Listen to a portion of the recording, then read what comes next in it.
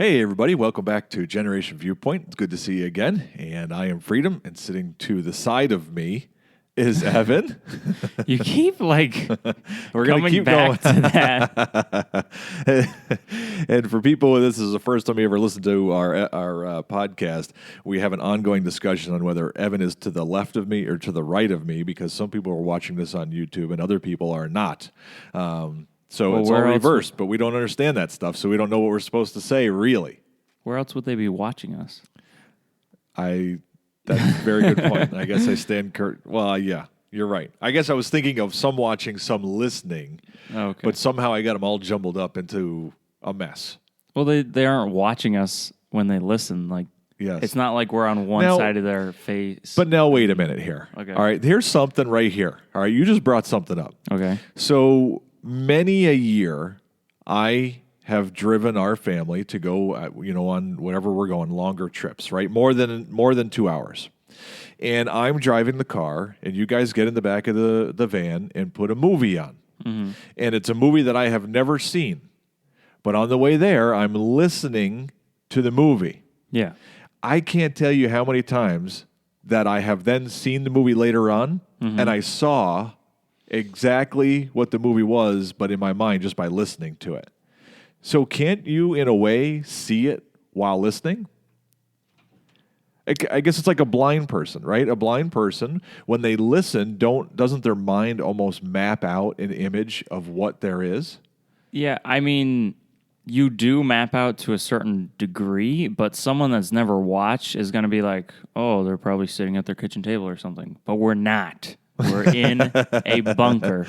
All right. Well, I mean, it is interesting, though, that you do paint a picture in your mind just by the sounds that you hear. Yeah. Right? I mean, we don't actually see, but I was just challenging that thought a little bit because it seems to be one of the things that I do is to challenge thoughts. So here we are. So this past weekend was the Masters Golf Tournament, Ev. Okay. And did you get to watch any of it at all? I didn't. I was too busy. Yeah. Okay. I saw very little of it myself. Yeah. But so one of the things that's always going to be, there's two things that are going to be remembered.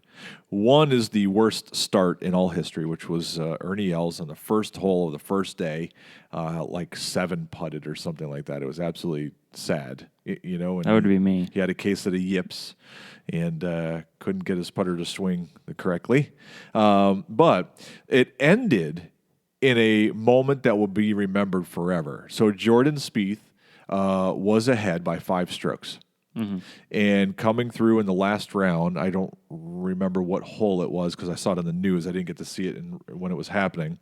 But coming through the end, he hit one and missed, went in the water. Went to the drop, hit one, went into the water again. Oh, no. And ended up collapsing on this hole and went from 5 ahead to, he was either behind by 1 or even. I think it was behind by 1. I don't remember the numbers exactly, but needless to say, it was a major meltdown. Yeah. Almost like the movie Tin Cup. Remember Tin Cup? With Kevin Costner? You never let me watch that one. Tin Cup? Oh, yeah. You let me watch Bagger Vance. I own Tin Cup. I think you can watch Tin Cup now. You're a little older. I probably will There's watch some moments in it. that. But that's the same thing. So I guess the question that it made me think of was this.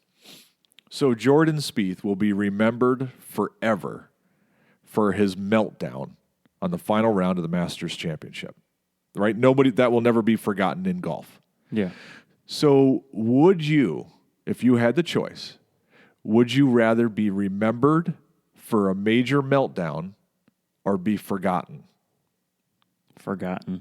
Really? You're Seriously? surprised by that? Well, yeah, I guess I am. So why, I guess? Explain. I mean, doesn't everybody want to be remembered for something? Yeah, but you don't want to be remembered as, like, the bad guy. So you would rather not be remembered at all than remembered for something, even if it was a negative thing. Yeah. Wow. I would like, say, yeah. When you think of Benedict Arnold, Yeah. everyone knows him as the traitor. He did so much good stuff, Yeah. but no one remembers for them. They look at him as a traitor, and I don't want to remember it as that. But they named eggs after him, like he's famous. Eggs Benedict. I guess I'm surprised because I don't know if I'm surprised, but I would tell you that it's probably more common that people want to be remembered and they really don't care what they're remembered for. That's why you see people do crazy things to get on some of these reality TV shows or whatever it is, because they just want to be out front of people and remembered. They don't care what it's for. Yeah. Right? Yeah. So I don't know. I guess. Would you? I think it's not an easy question to answer. You answered it so quickly. That's what surprised me. Because so we all want to be remembered. The day is going to come for all of us, right? Mm-hmm. Where our time here on this globe will end, right? And I think the older you get, well, even when you're young, you want to be relevant and known. But the older you get, you really want to make an impact and be remembered, right? Yeah. Like, it's kind of sad when you think about that. Hey, 3 generations might not know your name or anything you did, so you kind of want to make an impact. So the question being, do I want to be forgotten or remembered for something that my grandkids go, oh yeah, my grandpa totally collapsed in the final round of the Masters, or be forgotten? I would think I would take being remembered. No? Total silence. I just, because the way I think of it, like, if I have done something bad, yeah, like, and then other people remember me for that, I feel bad because of it. Yeah, because of that bad thing, because it like haunts you. Right. We should put a poll out on our Facebook group. Okay. All right. Let's put a poll out this week. Don't forget. I mean, when we're done, we'll put one out there, and let's find out what most people think. I'm curious about that. That's a good one. So yeah. But since we're thinking about being remembered in big moments like that, things like that, this week was a week of big moments for our family, right? Yeah. So first, one of the big moments that happened is your younger sister, yeah, got her driver's license. Yeah. How do you feel about that? I don't know. Okay. I feel a little worried. Okay. Why do you feel worried? Because she's not the most confident driver. Okay. And I rode with her.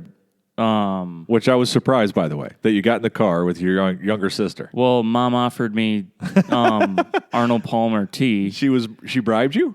Yes. Wait a minute. Would you say the word groovy for Arnold Palmer tea? No. Oh, okay. Just checking. All right. Go ahead. So you got in the car with her. And she's still like, I don't know. I didn't feel 100% comfortable with her driving, just because the way she drives, just kind of, there's still like things that she does that like someone that just started driving would do. I can still remember the day that you got your license, and I remember when you wanted to go out the door and you were going to take the car on your own for the first time, and how, of course, we said yes because it's sort of like a rite of passage, and you were prepared, but at the same time being totally like, oh man, I hope he comes back alive, Yeah. And so now she's in that moment, so you're getting to observe it instead of being the one who went through it. And it's totally different, right? Yeah. When you went through it, you're like, just give me the keys. I'm fine. Well, when Bryce got his license, I was just like, oh, cool. He got his license. Like, yeah, I know he's going to be fine. Yeah. But like, it's different with Annika for some reason. Yeah. I could tell you one thing. Annika does stop at stop signs.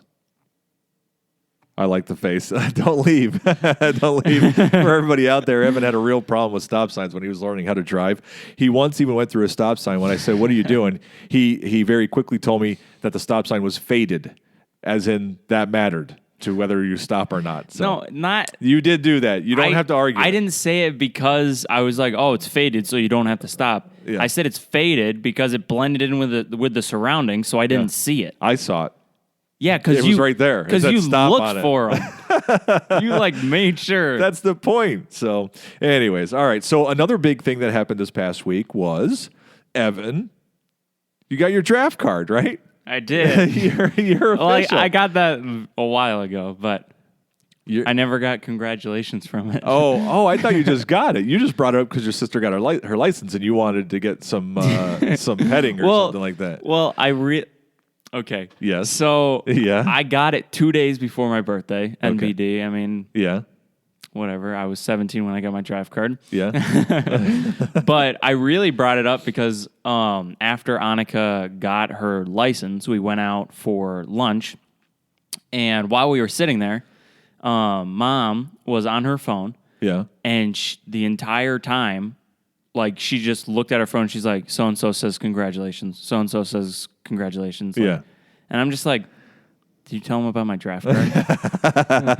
Don't forget about me, Evan says.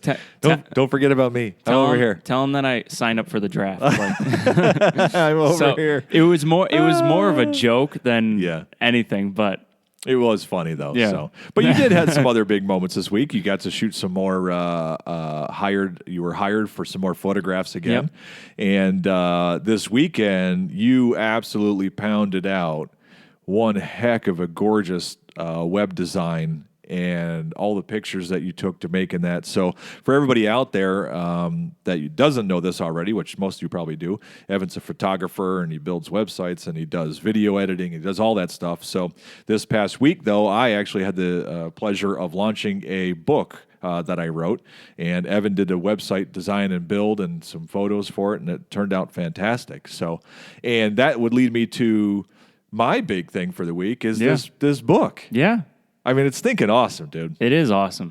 So I put the video. Mom videoed me when I opened up the box at the house with the proof in it. Which I thought was funny. And because you're about to open it and you're just like, you got to record this. It's a first moment that will never like your baby's first steps. Yeah. You know what I mean? I see why you would do it. Right? Yeah. So the funny thing is I put it on Facebook and just as a launch to let everybody know, and I was excited. I wanted to share, this experience.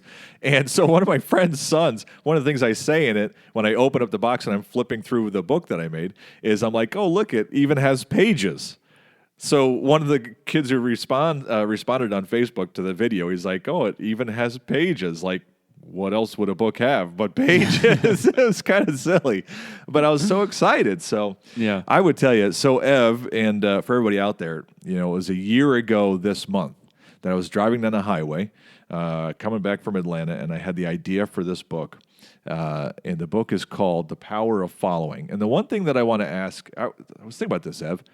So you have not read it. You don't know what the material is because it's brand new. I've heard a little bit of it. So the question that I have for you is when you hear a book called The Power of Following, right? Mm-hmm. What does that make you think, I guess? First of all, does the word following have a positive or negative connotation in your brain or doesn't have any? For me, when I see the word, like if a book said following, I would probably put it down. Right. Because I like to pave my own path. Yep. But that's just me. Yeah. Like, no. Other people I can understand. I think it's common. And I think that's the point of one of the points of this book and the idea of it is that how all of us were raised to not be followers and to be leaders. Yeah. But at the end of the day, then our parents tell us to listen to the coach and to find a mentor and to do this and do that, which is all basically choosing who to follow instead of just being a blind follower following anything that happens. You know what I mean? And that was one of the points of this is that you can really make a great impact without being a visionary and having, your own idea and beating your own path down. So, but you put together a great website. And I started this thing. I had the idea about a year ago. Started writing it in August. Finished writing it around Christmas time. Then got to send it on to shout out to one of our great friends, Steph Winokur, who did some awesome editing. Yeah. She took my blah, blah, blah, blah, and turned it into clean sentences. So she was amazing. And then you did pictures for the cover and some other stuff. And then we used Jess Creatives down at Atlanta who did the book cover design and stuff. And we learned a lot through this whole process. One, of how to write it. Two, how to publish it, self-publish. And how to do Kindle books and Amazon. And I don't know, it's fascinating. So I would tell you, as I sit here right now, that if you were to go out there and talk to a lot of people, which I have, right? Mm-hmm. So many people say, I've always wanted to write a book about their life, about something they know. And at some point, if you think that, and you're like, I want to write a book about my life, what I've been through, or knowledge that I have, I would tell you that it's easier than you think it is. It's difficult, right? Mm-hmm. But if you commit to it, you can do it. And yeah, I think you absolutely should do it. I don't know why I waited this long. It was like a bucket list thing, and I got to kick it off, and now it's done. And honestly, I had so much fun. I would like to do another one. In fact, you and I have talked about maybe doing something here, which not yet, but we might bring to our Generation Viewpoint people and talk about that. So. Yeah. But anyway, so that's our big moments for this week of April 2016. Yep. Second week of April. Yeah. So I'm interested to see what comes on for the rest of the month, man. Yeah. It's only up from here. So to finish, because I know we're running out of time, there is a quote that I want to share from a guy. Have you ever heard of Andy Rooney? I am going to leave. So Andy Rooney said this, though. He said, "I have learned that everyone wants to live on top of the mountain, but all the happiness and growth occurs while you're climbing it." How do you feel about that? I don't see why the happiness would be in the climbing part. Well, isn't that where you're most alive and you're learning and the thrill of the hunt, right? If you're a hunter or if you're an athlete, you're chasing victory. Once you get to victory, it's great, but isn't the chasing and the victory, isn't the happiness more in the chasing of it? I don't know. Because when I find happiness when I've gotten good at something. Yeah. So like when I was learning ukulele, I didn't enjoy learning it. Yeah. But now that I could play it, I love playing it. Yeah. But you don't think the happiness though? What about, so you and a bunch of friends are sitting around and you got a handful of rocks and there's a bucket out there, right? Mm-hmm. Isn't the happiness in throwing the rocks to see who can first hit the bucket? Because once somebody hits the bucket, it's over. So the happiness and the laughs are as everybody is trying to hit it, no? Yeah. I see that too. But like when I look at like learning ukulele and learning photography, like I'm not enjoying, like as I learn photography, I don't necessarily enjoy it. Yeah. Because I don't like not having good products. Like I enjoy having great products. Right. So, I see. Okay. Well, I don't know. Life is an adventure, and I think the adventure is what is while things are happening, and I think that's what the point of it is. Mm-hmm. So, but anyways, that'll wrap up a whole nother episode here. And once again, we thank everybody for joining us. We hope you're having a fantastic week, and we don't know where you're located right now, but the weather is a little funny all over the place. But summer is quickly approaching. So get ready and get the lawnmowers all jacked up. So hope you all have a great week. Can't wait to see you in the next couple days. See ya. Remember, we're on iTunes and Stitcher. And as always, thanks for being awesome.